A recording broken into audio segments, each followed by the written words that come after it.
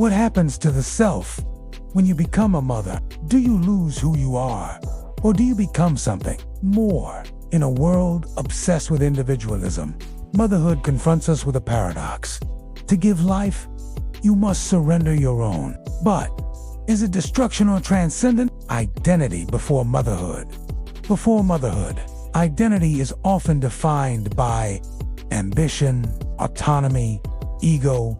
You are a student, a daughter, a lover, a thinker, an achiever. But when life grows within you, when you become the container of another being's becoming, the boundaries of self begin to dissolve. This shift is not just physical, it's philosophical, psychological, spiritual. Simone de Beauvoir, Motherhood as Ambiguous Freedom in the Second Sex.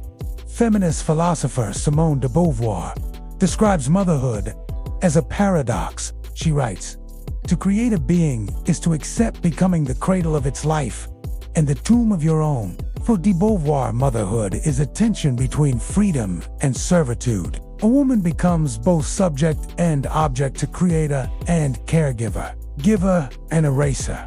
Yet within this ambiguity, there's power. To choose motherhood consciously, she says, is to give life without surrendering your mind. Carl Jung archetypes, shadow, and the mother complex. Psychologist Carl Jung saw the mother as an archetype, a timeless symbol embedded in the human psyche. He warned that motherhood can either awaken the nurturing healer or trap a woman in a mother complex where self-worth is fused entirely with the role of caregiving.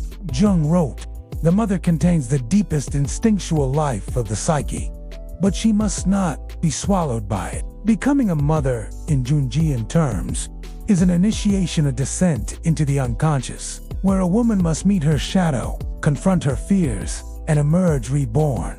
Buddhist thought, egolessness through motherhood. Buddhist teachings speak of non-self, idea that our identity is fluid. In motherhood, this teaching comes alive. The ego is challenged by sleepless nights, self-sacrifice, and emotional vulnerability. But in this surrender, something radical happens. You begin to see yourself in the other. The child's suffering becomes your suffering. Their joy, your joy.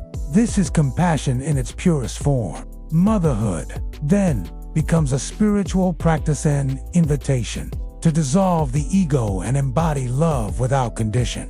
Who are you now? Identity rebirth. So who are you? Now that you're a mother, you may not be the same woman who once chased dreams freely or made spontaneous choices, but perhaps you are more whole, not less.